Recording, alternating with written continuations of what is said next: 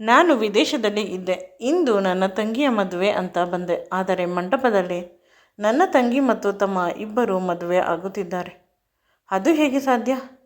ನನ್ನ ಸ್ವಂತ ತಂಗಿ ಮತ್ತು ನನ್ನ ಚಿಕ್ಕಪ್ಪನ ಮಗ ಇಬ್ಬರು ಅಣ್ಣ ತಂಗಿಯ ಸಂಬಂಧದಲ್ಲಿ ಬೆಳೆದ ಮಕ್ಕಳು. ಆದರೆ ಇಂದು ಅವರಿಬ್ಬರು ಮದುವೆ ಆಗುತ್ತಿದ್ದಾರೆ. ಇದನ್ನು ನೋಡಿ ನಾನು ತಲೆಸುತ್ತು ಬಂದು ಕೆಳಗೆ ಬಿದ್ದೆ. ನನಗೆ ಎಚ್ಚರವಾದಾಗ ತಿಳಿದ ವಿಷಯದಿಂದ ಗಾಬರಿಗೊಂಡೆ.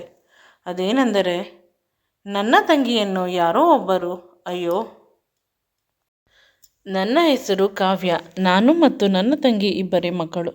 ನನ್ನ ಅಪ್ಪ ಅಮ್ಮ ನಮ್ಮನ್ನು ತುಂಬ ಚೆನ್ನಾಗಿ ಸಾಕಿದ್ದರು. ಯಾವುದೇ ವಸ್ತುವಿನ ಅಭಾವ ಬರಬಾರದು ಅಂತ. ಅಪ್ಪ ಕೆಲಸಕ್ಕೆ ಹೋದರೆ ಅಮ್ಮ ಮನೆಯಲ್ಲಿ ಬಟ್ಟೆಗಳನ್ನು ಹೊಲಿದು ಕೊಡುತ್ತಿದ್ದಳು. ದಿನಗಳು ಕಳೆದಂತೆ ಕ್ರಮೇಣ ಅವಳು ಕೂಡ ಟೈಲರಿಂಗ್ ಕಂಪನಿಯನ್ನು ಇಟ್ಟಳು. ಅಂದರೆ ಅಮ್ಮನ ಕೈಕೆಳಗಡೆ ಸುಮಾರು 50 ಜನ ಕೆಲಸದವರು ಕೆಲಸ ಮಾಡುತ್ತಾರೆ. ಅಮ್ಮ ಇಂಡಿಪೆಂಡೆಂಟ್ ಆದಳು. ಅಂದಿನಿಂದ ಮನೆಯಲ್ಲಿ ನೆಮ್ಮದಿ ಹಾಳಾಯಿತು. ಅಮ್ಮ ತುಂಬ ವರ್ಷಗಳಿಂದ ಹೇಳುತ್ತಿದ್ದಳು, ಕೆಲಸವನ್ನು ಬದಲಾಯಿಸಿ ಬೇರೆ ಕಂಪನಿಗೆ ಕೆಲಸಕ್ಕೆ ಸೇರಿಕೊಳ್ಳಿ. ಈಗ ನೀವು ದುಡಿಯುವುದಕ್ಕಿಂತ ಹೆಚ್ಚಿಗೆ ದುಡಿಯುತ್ತೀರಾ ಅಂತ. ಆದರೆ ಅಪ್ಪ ಕೇಳಲಿಲ್ಲ. ಬದಲಿಗೆ ನನಗೆ ಮೊದಲು ಅನ್ನಕೊಂಡ ಕಂಪನಿ ಅಂತ ಅಲ್ಲೇ ಕೆಲಸ ಮಾಡುತ್ತಿದ್ದರು. ಅಪ್ಪ ತುಂಬ ಸಾಫ್ಟು, ಎಲೆ ಮರೆ ಕಾಯಿ ರೀತಿ ಕೆಲಸ ಮಾಡುತ್ತಾರೆ. ಆದರೆ ಅಮ್ಮ ತನ್ನ ಕೆಲಸದ ಏಳಿಗೆಗಾಗಿ ಏನು ಬೇಕಾದರೂ ಮಾಡುತ್ತಾಳೆ. ಯಾವ ದಾರಿಯನ್ನು ಬೇಕಾದರೂ ಹಿಡಿಯುತ್ತಾಳೆ. ಅವಳಿಂದ ಯಾವಾಗಲೂ ಹುಷಾರಾಗಿರಬೇಕು ಅಂತ ಅಪ್ಪ ಹೇಳುತ್ತಿದ್ದರು.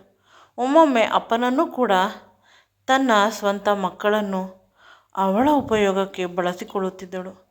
ಕೇವಲ ಅವಳಿಗೆ ಸಮಾಜದಲ್ಲಿ ಒಂದು ಸ್ಟೇಟಸ್ ಮತ್ತು ದುಡ್ಡು ಬೇಕು. ಅದಕ್ಕಾಗಿ ಯಾವ ರೇಂಜಿಗೆ ಬೇಕಾದರೂ ಇಳಿಯುತ್ತಾಳೆ. ಈ ಮಾತುಗಳು ನಿಮಗೆ ಅರ್ಥವಾಗುತ್ತಿರಲಿಲ್ಲ. ಇಂದು ನನಗೆ ಅನುಭವಕ್ಕೆ ಬಂತು. ಅಮ್ಮನ ಕಂಪನಿಗೆ ಕೆಲಸದವರು ಅಂದರೆ ಮ್ಯಾನೇಜರ್, ಆ ರೀತಿಯ ಒಂದಿಬ್ಬರು ಗಂಡಸರು ಕೆಲಸ ಮಾಡುತ್ತಾರೆ. ಸಂಪೂರ್ಣ ಅಮ್ಮನ ಕಂಪನಿಯನ್ನು ಅವರೇ ನೋಡಿಕೊಳ್ಳುವುದು. ಅವರನ್ನು ಇಂದು ಅಮ್ಮ ಮನೆಗೆ ಆಹ್ವಾನ ನೀಡಿದರು. ಅಪ್ಪ ಊರಿನಲ್ಲಿ ಇಲ್ಲದೇ ಇರುವ ಸಂದರ್ಭದಲ್ಲಿ ನಾನು ಹೇಳಿದ್ದೆ, ಅಪ್ಪ ಊರಿನಲ್ಲಿ ಇರುವ ಸಮಯದಲ್ಲಿ ನೀನು ಈ ಕೆಲಸವನ್ನು ಮಾಡಿದರೆ ಸರಿ. ಆಗ ಅಪ್ಪ ಯಾವ ಸಹಾಯ ಬೇಕು ಎಲ್ಲವನ್ನು ತಂದುಕೊಡುತ್ತಾರೆ. ಎಲ್ಲ ರೀತಿಯ ಮ್ಯಾನೇಜ್ಮೆಂಟ್ ಮಾಡುತ್ತಾರೆ. ಅಂದರೆ ಅಪ್ಪ ಮನೆಯಲ್ಲಿ ಯಾವುದೇ ಫಂಕ್ಷನ್ ಆಗಲು ಬಿಡುವುದಿಲ್ಲ.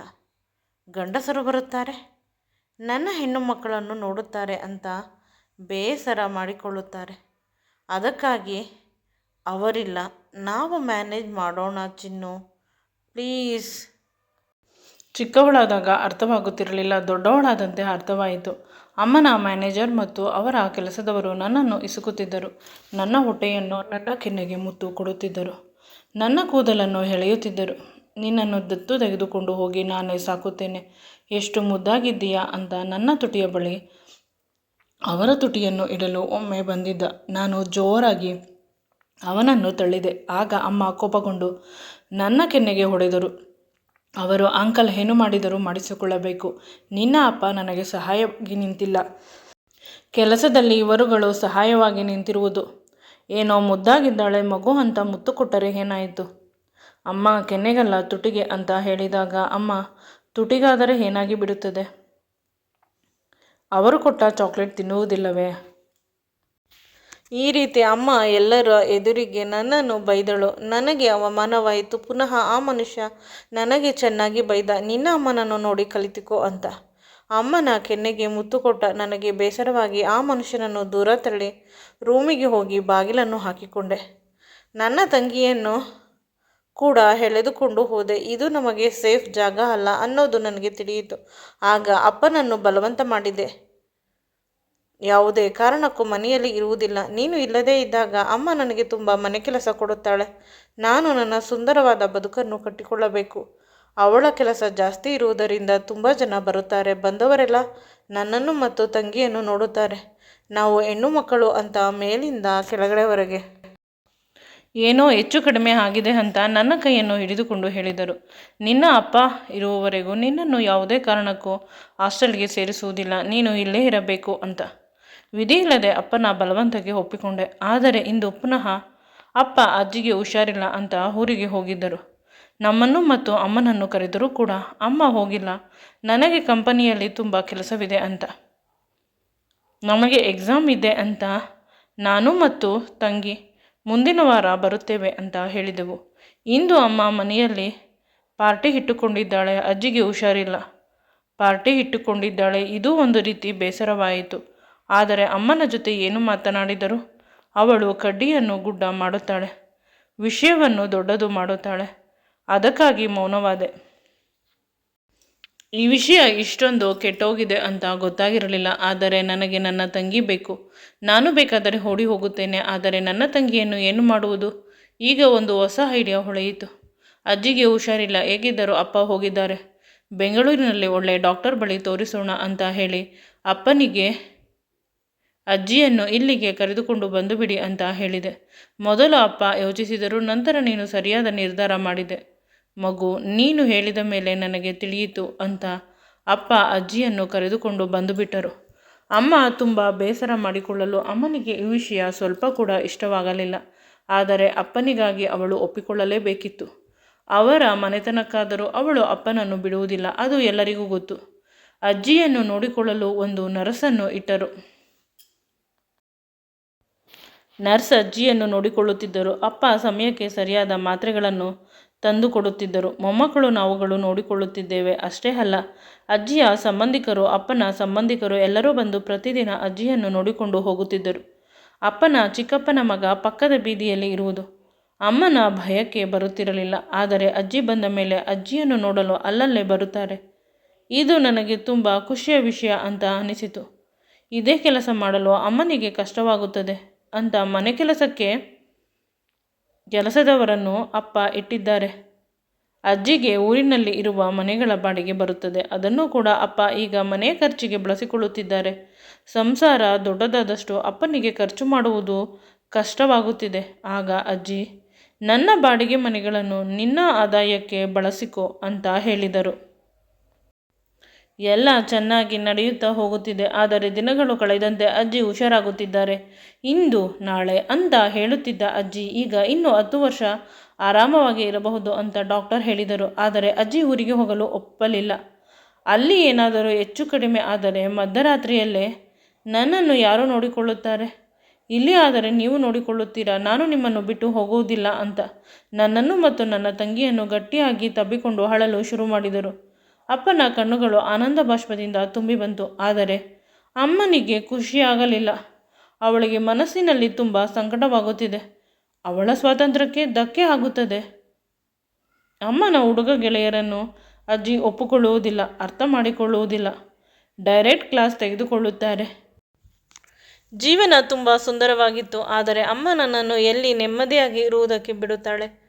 ಅಮ್ಮ ಇದೆಲ್ಲಕ್ಕೂ ಮೂಲ ಕಾರಣ ನಾನೇ ಅನ್ನುವುದು ಅವಳಿಗೆ ತಿಳಿದು ಹೋಯಿತು. ಅಮ್ಮನ ಗೆಳೆಯ ನನ್ನ ಕೆನ್ನೆಗೆ ಮುತ್ತು ಕೊಟ್ಟ ಆ ಕೋಪಕ್ಕೆ ನಾನು ಇದನ್ನೆಲ್ಲ ಮಾಡುತ್ತಾ ಇದ್ದೇನೆ ಅನ್ನುವುದು ತಿಳಿಯಿತು. ಈಗ ಅಮ್ಮನ ಆಟ ಶುರುವಾಯಿತು. ಸ್ಕೂಲಿಂದ ನನ್ನ ರಿಪೋರ್ಟ್ ಕಾರ್ಡ್ಗಳನ್ನು ತಂದು ಅಪ್ಪನಿಗೆ ತೋರಿಸಿದರು. ಆದರೆ ಎಲ್ಲ ಅಪ್ಪನಿಗೆ ಅಡ್ವೈಸ್ ಮಾಡುವುದು, ನಮ್ಮ ಮಗಳು ತುಂಬ ಬುದ್ಧಿವಂತೆ, ತುಂಬ ಚೆನ್ನಾಗಿ ಓದುತ್ತಾಳೆ, ಇಲ್ಲಿ ಇದ್ದರೆ ಮನೆ ಕೆಲಸ ಅನ್ನುವುದು ಅವಳ ತಲೆಯಲ್ಲಿ ಇರುತ್ತದೆ. ಯಾವುದಾದರೂ ಚೆನ್ನಾಗಿರುವ ಬೋರ್ಡಿಂಗ್ ಸ್ಕೂಲ್ಗೆ ಸೇರಿಸಿ ಬಿಡೋಣ, ಅಲ್ಲಿ ಚೆನ್ನಾಗಿ ಓದಿಕೊಂಡು ಅವಳು ಇರುತ್ತಾಳೆ, ನಂತರ ತಂಗಿಯನ್ನು ನೋಡಿಕೊಳ್ಳುತ್ತಾಳೆ ಅಂತ ಅಮ್ಮ ಹೇಳಿದಾಗ ಅಪ್ಪ ಹಿಂದೆ ಮುಂದೆ ನೋಡದೆ ಒಪ್ಪಿಕೊಂಡರು. ಅಪ್ಪನಿಗೆ ನನ್ನ ಬೆಳವಣಿಗೆ ಬೇಕಿತ್ತು ಅಷ್ಟೇ, ಎಲ್ಲಿ ಓದಿದರೂ ಪರವಾಗಿಲ್ಲ. ಎಲ್ಲರ ವಿರೋಧದ ನಡುವೆಯೂ ಅಮ್ಮ ತಾನು ಅಂದುಕೊಂಡಿದ್ದನ್ನು ಸಾಧಿಸಳು. ನನ್ನ ಸ್ಕೂಲ್ನಲ್ಲಿ ಇರುವುದು ಅಮ್ಮನ ಗೆಳತಿ ಸಾರಿಕಾ, ನನ್ನ ಕ್ಲಾಸ್ ಟೀಚರ್. ಅವಳ ಸಹಾಯದಿಂದ ನನ್ನ ಫೈನಲ್ ಎಕ್ಸಾಮ್ ರಿಸಲ್ಟ್ನಲ್ಲಿ ಅತಿ ಕಡಿಮೆ ಅಂಕ ಬರುವಂತೆ ಮಾಡಿದರು. ಸರಿಯಾಗಿ ಕರೆಕ್ಷನ್ ಮಾಡದೆ ಆಗ ಅಪ್ಪನ ಬಳಿ ಅಮ್ಮ ದೊಡ್ಡ ಗಲಾಟೆ ಮಾಡಿದರು. ನನ್ನ ಮಗಳು ಚೆನ್ನಾಗಿ ಓದುತ್ತಿದ್ದಳು, ನಿಮ್ಮ ಅಮ್ಮನನ್ನು ನೋಡಿಕೊಂಡು ಈ ರೀತಿ ಆಗುತ್ತಿದ್ದಾಳೆ. ಒಂದು ನಿಮ್ಮ ಅಮ್ಮನನ್ನು ಊರಿಗೆ ಕಳಿಸಿ, ಇಲ್ಲವಾದರೆ ಇವಳನ್ನು ಬೋರ್ಡಿಂಗ್ ಸ್ಕೂಲ್ಗೆ ಸೇರಿಸಿ ಅಂತ. ಆಗ ಅಪ್ಪ ವಯಸ್ಸಾದ ಮುದುಕಿಯನ್ನು ಎಲ್ಲಿ ಕಳಿಸುವುದು? ವಿಧಿಯಿಲ್ಲದೆ ಹಾಸ್ಟೆಲ್ಗೆ ಸೇರಿಸಿದರು. ರಜೆಗೆ ಬರುತ್ತಿದ್ದೆ. ಆಗ ತಂಗಿ ಮತ್ತು ನನ್ನ ಚಿಕ್ಕಪ್ಪನ ಮಗ ಇಲ್ಲೇ ಬಂದು ಇಬ್ಬರು ಒಟ್ಟಿಗೆ ಓದಿಕೊಳ್ಳುವುದನ್ನು ನೋಡಿ ನನಗೆ ತುಂಬ ಖುಷಿಯಾಗುತ್ತಿತ್ತು. ನನ್ನ ಕಣ್ಣುಗಳಿಂದ ಆನಂದ ಬಾಷ್ಪ ಬರುತ್ತಿತ್ತು. ಆದರೆ ನನ್ನ ಬದುಕು ಸರಿದಾರಿಯಲ್ಲಿ ಹೋಗುತ್ತಿದೆ, ತಂಗಿ ಏನಾಗುತ್ತಾಳೆ ಅನ್ನುವ ಭಯ. ತಂಗಿ ಅಮ್ಮನ ಫೇವ್ರೆಟ್, ಅವಳಿಗೆ ಏನೂ ತೊಂದರೆ ಮಾಡುವುದಿಲ್ಲ ಅಮ್ಮ. ನಾನು ಚಿಕ್ಕಂದಿನಿಂದಲೂ ಅಮ್ಮನಿಗೆ ನನ್ನನ್ನು ಕಂಡರೆ ಆಗುವುದಿಲ್ಲ. ಅದಕ್ಕೆ ನನಗೆ ತೊಂದರೆ ಮಾಡುತ್ತಿದ್ದಳು ಅಂತ ನಾನು ಸುಮ್ಮನಾಗುತ್ತಿದ್ದೆ. ಎಲ್ಲ ಚೆನ್ನಾಗಿ ನಡೆಯುತ್ತಿತ್ತು. ಆದರೆ ಮನೆಯಲ್ಲಿ ನನ್ನದು ಡಿಗ್ರಿ ಆಯಿತು, ಈಗ ಮದುವೆ ಆಗು ಅಂತ ಹೇಳುತ್ತಿದ್ದಾರೆ. ಹುಡುಗ ಬೇರೆ ಯಾರೂ ಅಲ್ಲ, ನನ್ನ ಕೆನ್ನೆಯನ್ನು ಹಿಂಡಿದ ಅಮ್ಮನ ಗೆಳೆಯನ ಮಗ. ಅವನ ಜೊತೆ ನಾನು ಹೇಗೆ ಮದುವೆ ಆಗಲಿ? ಅವನು ನನಗಿಂತ ವಯಸ್ಸಿನಲ್ಲಿ ತುಂಬ ದೊಡ್ಡವನು. ಅದರಲ್ಲೂ ಅಪ್ಪ ಆ ರೀತಿ ಇದ್ದರೆ ಇನ್ನು ಮಗ ಯಾವ ರೀತಿ ಇರುತ್ತಾನೆ? ನಾನು ಯಾವುದೇ ಕಾರಣಕ್ಕೂ ಮದುವೆ ಆಗುವುದೇ ಇಲ್ಲ ಅಂತ ಹೇಳಿದೆ. ಪ್ರತಿ ತಿಂಗಳ ಸಂಬಳವನ್ನು ನಿನ್ನ ಕೈಗೆ ತಂದು ಕೊಡುತ್ತೇನೆ, ನಂತರ ಮದುವೆ ಅಂತ ಅಮ್ಮನಿಗೆ ಹೇಳಿದೆ. ಆದರೆ ಅಮ್ಮ ನನ್ನ ಮಾತನ್ನು ಕೇಳುತ್ತಿಲ್ಲ. ಬದಲಿಗೆ ಮದುವೆ ಆಗು ಅಂತ ಹಠ ಹಿಡಿಯುತ್ತಿದ್ದಾಳೆ. ಮನೆಯಲ್ಲಿ ಯಾವಾಗಲೂ ಗಲಾಟೆ ಅಂತ ಅಪ್ಪ ಹೇಳುತ್ತಿದ್ದರು. ತಂಗಿ ಕೂಡ ಫೋನ್ ಮಾಡಿ ಅಳುತ್ತಿದ್ದಳು. ವಿಧಿ ಇಲ್ಲದೆ ಮನೆಗೆ ಹೋಗಲೇಬೇಕಾಯಿತು. ಆದರೆ ಅಂದೇ ನನ್ನ ಎಂಗೇಜ್ಮೆಂಟ್ ಶಾಸ್ತ್ರವನ್ನು ಇಟ್ಟುಕೊಂಡಿದ್ದರು. ತಂಗಿ ಅಳುತ್ತಾ ಫೋನ್ ಮಾಡಿದ್ದು, ಅಪ್ಪ ತುಂಬ ಕಾಳಜಿಯಿಂದ ಫೋನ್ ಮಾಡಿದ್ದು, ಇದೆಲ್ಲವನ್ನು ಅಮ್ಮ ಮಾಡಿಸಿರುವುದು ಕೈಯಾರ. ಈಗ ನಿಜವಾಗಲೂ ನನಗೆ ಭಯವಾಗಲು ಶುರುವಾಯಿತು. ಇಲ್ಲಿ ಯಾರೂ ನನ್ನವರಲ್ಲ. ನಾನು ಯಾರಿಗಾಗಿ ಪುನಃ ಪುನಃ ಇಲ್ಲಿ ಬರುತ್ತೇನೆ? ನೋವನ್ನು ಅನುಭವಿಸಲು, ಮೋಸವನ್ನು ಅನುಭವಿಸಲು ಅಂತ ನನಗೆ ನಾನು ಸಮಾಧಾನ ಹೇಳಿಕೊಂಡು ಯಾವುದೇ ಕಾರಣಕ್ಕೂ ಈ ಮನೆಯ ಕಡೆ ತಲೆ ಹಾಕಿ ಮಲಗಬಾರದು. ಇವರೆಲ್ಲ ನನ್ನ ಪಾಲಿಗೆ ಮುಗಿದು ಹೋದ ಅಧ್ಯಾಯ. ನಾನು ಒಂದು ಹೊಸ ಬದುಕನ್ನು ಕಟ್ಟಿಕೊಳ್ಳಬೇಕು. ನಾನು ಮದುವೆ ಆದರೂ ಹುಡುಗ ನನಗೆ ತುಂಬ ಇಷ್ಟವಾಗಬೇಕು. ಎಲ್ಲಕ್ಕಿಂತ ಹೆಚ್ಚಿಗೆ ಅಪ್ಪ, ಅಮ್ಮ, ತಂಗಿ, ಅಕ್ಕ, ತಮ್ಮ ಪ್ರತಿಯೊಬ್ಬರೂ ನೋಡಿಕೊಂಡಂತೆ ನೋಡಿಕೊಳ್ಳಬಾರದು. ಎಲ್ಲರ ಸಂಬಂಧದಲ್ಲಿ ಒಂದು ಅಭದ್ರತೆ ಇತ್ತು. ಆದರೆ ಗಂಡನ ವಿಷಯದಲ್ಲಿ ಅಭದ್ರತೆ ಇರಬಾರದು. ನನಗೆ ಸೂಟಾಗುವ, ನನ್ನ ಭಾವನೆಗಳನ್ನು ಅರ್ಥ ಮಾಡಿಕೊಳ್ಳುವ ಹುಡುಗ ಸಿಕ್ಕಿದರೆ ಮಾತ್ರ ನಾನು ಮದುವೆ ಆಗುವುದು ಅಂತ. ನನ್ನ ಮನೆಯವರಿಗೂ ನನಗೂ ಯಾವುದೇ ರೀತಿ ಕಾಂಟ್ಯಾಕ್ಟ್ ಇಲ್ಲ. ನಾನು ತುಂಬ ದೂರದ ಊರಿಗೆ ಕೆಲಸಕ್ಕೆ ಹೊರಟು ಹೋದೆ. ನನ್ನ ಅಡ್ರೆಸ್ ಅವರಿಗೆ ಗೊತ್ತಿದ್ದರೂ ತುಂಬ ದೂರ ಆಗಿರುವುದರಿಂದ ಯಾರೂ ಬರುವುದಿಲ್ಲ. ಇನ್ನು ನಾನು ಅವರ ಮಾತು ಕೇಳುವುದಿಲ್ಲ, ಅವರ ಭಾವನೆಗಳಿಗೆ ಬೆಲೆ ಕೊಡುವುದಿಲ್ಲ ಅಂತ ನನ್ನ ಬದುಕು, ನನ್ನ ಇಷ್ಟ, ನಿಮಗೂ ಮತ್ತು ನನಗೂ ಸಂಬಂಧವಿಲ್ಲ ಅಂತ ಎಲ್ಲವನ್ನೂ ಹೇಳಿ ಆಯಿತು. ಮುಗಿದು ಹೋದ ಅಧ್ಯಾಯ. ನನ್ನವರು ಅಂತ ನನಗೆ ಇರುವುದು ನನ್ನ ಕೆಲಸ, ನನ್ನ ದೇವರು ಅಷ್ಟೇ. ಮೊದಲಾದರೆ ತಿಂಗಳ ಸಂಬಳ ಬಂದ ತಕ್ಷಣ ಖರ್ಚು ಮಾಡಬೇಕಾಗಿತ್ತು. ಆದರೆ ಇಂದು ತಿಂಗಳಾದರೂ ಕೂಡ ಸಂಬಳದಲ್ಲಿ ಅರ್ಧ ಖರ್ಚಾಗುವುದಿಲ್ಲ. ಬದುಕು ಶಾಂತವಾಗಿದೆ, ಸುಂದರವಾಗಿದೆ. ತುಂಬ ಜನ ಪ್ರಪೋಸ್ ಮಾಡುತ್ತಿದ್ದಾರೆ, ಆದರೆ ನಾನು ಯಾರನ್ನೂ ಒಪ್ಪಿಲ್ಲ. ಇನ್ನು ಸ್ವಲ್ಪ ದಿನ ಒಬ್ಬಳೇ ಇರಬೇಕು ಅಂತ ಆಸೆ ಪಡುತ್ತಿದ್ದೇನೆ. ಇಂದು ಸಡನ್ ಆಗಿ ನನ್ನ ಫೋನ್ಗೆ ನನ್ನ ತಂಗಿ ಕಾಲ್ ಮಾಡಿದ್ದಾಳೆ. ಅಕ್ಕ, ಮುಂದಿನ ವಾರ ನನ್ನ ಮದುವೆ, ನೀನು ಬರಲೇಬೇಕು.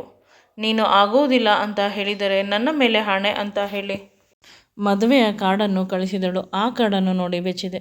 ನನ್ನ ಚಿಕ್ಕಪ್ಪನ ಮಗನ ಜೊತೆ ನನ್ನ ಸ್ವಂತ ತಂಗಿ ಮದುವೆ. ಇಬ್ಬರು ಅಣ್ಣ ಮತ್ತು ತಂಗಿಯ ರೀತಿ ಒಟ್ಟಿಗೆ ಬೆಳೆದವರು. ಈಗ ನೋಡಿದರೆ ಮದುವೆ ಆಗುತ್ತಿದ್ದಾರೆ. ಅದು ಹೇಗೆ ಸಾಧ್ಯ? ಅಣ್ಣ ಸ್ವಂತ ತಂಗಿಯನ್ನು ಮದುವೆ ಆಗುವುದು, ಅದನ್ನು ನೆನೆಸಿಕೊಂಡು ಮೈ ಜುಮ್ ಅಂತ ಅನಿಸಿತು. ಏಕೆಂದರೆ ಚಿಕ್ಕಪ್ಪ ಅಂದರೆ ನಮಗೆ ತುಂಬ ಕ್ಲೋಸ್, ಅಪ್ಪನಿಗಿಂತ ಹೆಚ್ಚಿಗೆ. ಅವರ ಮಗ ಕೂಡ ನನಗೆ ಸ್ವಂತ ತಮ್ಮನ ರೀತಿ, ಅವಳಿಗೆ ಸ್ವಂತ ಅಣ್ಣನ ರೀತಿ. ಮದುವೆ ಹೇಗೆ? ಫೋನ್ ಮಾಡಿದರೆ ಅವಳು ಸರಿಯಾದ ಉತ್ತರ ನೀಡಲಿಲ್ಲ.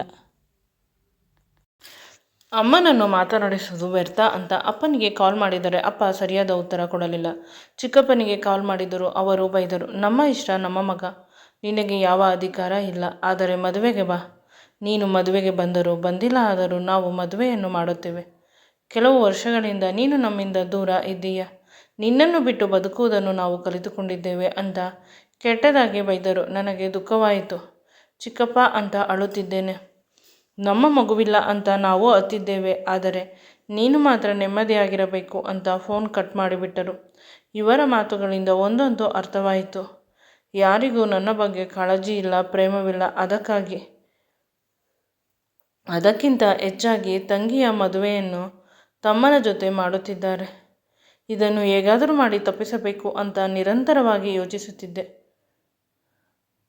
ಈಗಲೇ ಊರಿಗೆ ಹೋಗಬೇಕು ಅಂತ ನಿರ್ಧಾರ ಮಾಡಿದೆ. ಆದರೆ ನನ್ನ ಬಾಸ್ ಪರ್ಮಿಷನ್ ಕೊಟ್ಟಿಲ್ಲ. ಅವರ ಹೆಂಡತಿಗೆ ಡೆಲಿವರಿ ಇದೆಯಂತೆ. ಅವರು ಅವರ ಹೆಂಡತಿಯ ಊರಿಗೆ ಹೋಗಿದ್ದಾರೆ. ನಮ್ಮ ಕೈ ಕೆಳಗಡೆ ಇರುವ ಕೆಲಸದವರು ಸರಿಯಾಗಿ ಕೆಲಸ ಮಾಡುವುದಿಲ್ಲ. ಅದಲ್ಲದೆ ಒಂದು ದೊಡ್ಡ ಪ್ರಾಜೆಕ್ಟ್ನ ಮೀಟಿಂಗ್ ನಾಳಿದ್ದು ಇದೆ. ಅದಕ್ಕೆ ನಾನು ಅಟೆಂಡ್ ಆಗಲು ಸಾಧ್ಯವಿಲ್ಲ. ನನ್ನ ಹೆಂಡತಿಗೆ ನಾಳೆ ಅಥವಾ ನಾಳಿದ್ದು ಡೆಲಿವರಿ ಆಗುತ್ತದೆ. ಡೆಲಿವರಿ ಆದ ತಕ್ಷಣ ಮಗುವನ್ನು ನೋಡಿಕೊಂಡು ಬರುತ್ತೇನೆ. ನಾನು ಬರುವವರೆಗೂ ನೀನು ಎಲ್ಲವನ್ನು ಮೇಂಟೈನ್ ಮಾಡಬೇಕು ಅಂತ ಹೇಳಿದರು. ಸಾಧ್ಯವಿಲ್ಲ, ನನಗೆ ಅವಶ್ಯಕತೆ ಇದ್ದಾಗ ಆಸರೆ ಕೊಟ್ಟವರು ಇವರು. ಎಲ್ಲಕ್ಕಿಂತ ಹೆಚ್ಚಾಗಿ ತುಂಬ ಜನ ಗಂಡಸರ ಕಾಮದಿಂದ ನನ್ನನ್ನು ಕಾಪಾಡಿದವರು. ಅವರದೇ ಮನೆಯನ್ನು ಸೆಕ್ಯೂರಿಟಿಗಳನ್ನು ಇಟ್ಟು ನನಗೆ ಕೊಟ್ಟಿದ್ದಾರೆ. ನನ್ನನ್ನು ಅವರ ಮನೆಯ ಹುಡುಗಿ ಅನ್ನುವ ರೀತಿ ಕೇರ್ ಮಾಡುತ್ತಾರೆ. ಅವರು ಬರುವವರೆಗೂ ಕಾಯಲೇಬೇಕು, ವಿಧಿಯಿಲ್ಲ. ಈ ಮಧ್ಯೆ ಗೆಳತಿಯರಿಗೆ ಫೋನ್ ಮಾಡಿದರೆ ಎಲ್ಲರೂ ಈ ವಿಷಯ ಕನ್ಫರ್ಮ್ ಅಂತ ಹೇಳಿದರು. ಊರಿನ ಜನರೆಲ್ಲ ಬೈಯುತ್ತಿದ್ದೇವೆ. ಅವರಿಗೆ ಬುದ್ಧಿ ಹೇಳಿದರೂ ಅವರು ಕೇಳುತ್ತಿಲ್ಲ. ದಯವಿಟ್ಟು ನೀವು ಸಹಾಯ ಮಾಡಿ ಅಂತ ನಾನು ಕೇಳಿದರೂ ಕೂಡ ಅವರೆಲ್ಲ ನಾವು ಹೇಳಿದ್ದು ಹೇಳಿ ಆಗಿದೆ, ನೀನೇ ಬಂದು ನೋಡಬೇಕು ಅಂತ ಫೋನ್ ಕಟ್ ಮಾಡಿದರು. 2 ದಿನ ಅಂತ ಹೇಳಿದ ಸರ್ 5 ದಿನಕ್ಕೆ ಬಂದರು. ಏಕೆಂದರೆ ಅವರ ಹೆಂಡತಿಗೆ ತುಂಬ ಬ್ಲೀಡಿಂಗಿಂದ ಸತ್ತು ಹೋದರಂತೆ, ಮಗುವಿಗೆ ಜನ್ಮ ನೀಡಿ. ಸರ್ ಆ ಬೇಸರದಿಂದ ಹೊರಬಂದು ಬರಲು ಇನ್ನೂ 2 ದಿನ ತೆಗೆದುಕೊಂಡರು. ನನಗೆ ತುಂಬ ದುಃಖವಿದೆ ಅವರು ಅವರ ಹೆಂಡತಿಯನ್ನು ಕಳೆದುಕೊಂಡಿದ್ದಕ್ಕೆ. ಅದಕ್ಕಿಂತ ಹೆಚ್ಚಾಗಿ ಇಲ್ಲಿ ಆಗುವ ದೊಡ್ಡ ದುರಂತವನ್ನು ತಪ್ಪಿಸಲೇಬೇಕಾಗಿದೆ. ಸರ್ ಬಂದ ತಕ್ಷಣ ಅವರ ಮೂಡ್ ನೋಡಿಕೊಂಡು ಈ ವಿಷಯವನ್ನು ಹೇಳಿದಾಗ ಅವರೇ ನನ್ನನ್ನು ಕಾರಿನಲ್ಲಿ ಕರೆದುಕೊಂಡು ಬಂದರು. ತಂಗಿ ಕಳಿಸಿದ್ದ ಅಡ್ರೆಸ್ಗೆ ಹೋದೆ. ನಿಜ, ಅವಳ ಮದುವೆ ನಡೆಯುತ್ತಿದೆ. ಅಲ್ಲಿ ಹೋಗಿ ಚೌಲ್ಟ್ರಿಯಲ್ಲಿ ಕಿರುಚಿದೆ. ಸರ್ ನನ್ನ ಕೈಯನ್ನು ಹಿಡಿದುಕೊಂಡು ಕಿರುಚಬೇಡ ಅಂತ ಸನ್ನೆ ಮಾಡಿದರು. ನಿಧಾನವಾಗಿ ವಿಚಾರಿಸಿದಾಗ ತಿಳಿಯಿತು, ತಂಗಿಯ ಮದುವೆ ನಡೆಯುತ್ತಿದೆ, ತಮ್ಮನ ಮದುವೆಯೂ ಕೂಡ ನಡೆಯುತ್ತಿದೆ.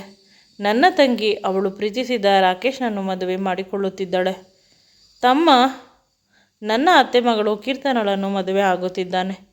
ಮತ್ತೆ ಸುಳ್ಳು ಹೇಳಿದೆ ಅಂತ ತಂಗಿಯ ಕಪಾಲಕ್ಕೆ ಬಾರಿಸಿದೆ. ಆಗ ಅವಳು ಸುಳ್ಳು ಹೇಳದೆ ಹೋಗಿದ್ದರೆ ನೀನು ಬರುತ್ತಿರಲಿಲ್ಲ. ಅದಕ್ಕೆ ನಾನು ಸುಳ್ಳು ಹೇಳಿದ್ದು. ಅಷ್ಟೇ ಅಲ್ಲ, ನಿನ್ನ ಮದುವೆಗೂ ಕೂಡ ನನ್ನ ಅತ್ತೆ ಮಗ ಸುಂದರ್ ರೆಡಿಯಾಗಿ ಇದ್ದಾನೆ ಅಂತ ಸುಂದರ್ನನ್ನು ತೋರಿಸಿದಳು. ಸುಂದರ ಮದುವೆ ಬಟ್ಟೆಯಲ್ಲಿ ಇದ್ದಾನೆ. ನೀನು ಇಂದು ನಮ್ಮ ಮಾತು ಕೇಳಬೇಕು. ಸುಂದರ್ ನನ್ನ ಮದುವೆ ಆಗಬೇಕು ಅಂತ ತಂಗಿ ಬಲವಂತ ಮಾಡಿದಳು. ಅಮ್ಮ ಅಲ್ಲಿ ಒಂದು ಕಡೆ ಕುಳಿತಿದ್ದಳು. ಅಷ್ಟರಲ್ಲಿ ನಾನು ಸರ್ ಕಡೆ ನೋಡಿದೆ. ತುಂಬ ಬೇಸರದಿಂದ ತಲೆ ಬಗ್ಗಿಸಿ ನಿಂತುಕೊಂಡಿದ್ದರು. ನಾನು ಮದುವೆ ಆಗುವುದಿಲ್ಲ ಯಾವುದೇ ಕಾರಣಕ್ಕೂ ಸುಂದರ್ನನ್ನು ಅಂತ ಹೇಳಿದಾಗ ಅಲ್ಲಿ ಇದ್ದವರು ನನ್ನನ್ನು ಬಲವಂತ ಮಾಡಿ ಮಂಟಪದಲ್ಲಿ ಕೂರಿಸಲು ಪ್ರಯತ್ನ ಮಾಡಿದರು. ಆಗ ಸರ್ ಎಲ್ಲರನ್ನೂ ದೂರ ತಳ್ಳಿ ಅಲ್ಲೇ ಇದ್ದ ತಾಲಿಯನ್ನು ತೆಗೆದುಕೊಂಡು ನನ್ನ ಕುತ್ತಿಗೆಗೆ ಕಟ್ಟಿದರು. ನನಗೆ ಆಶ್ಚರ್ಯವಾದರೂ ಇದು ಖುಷಿಯೇ. ಸುಂದರ್ಗಿಂತ ನಮ್ಮ ಸರ್ರೇ ಬೆಟರ್. ಸುಂದರ್ ಪೋಲಿ ಹುಡುಗ.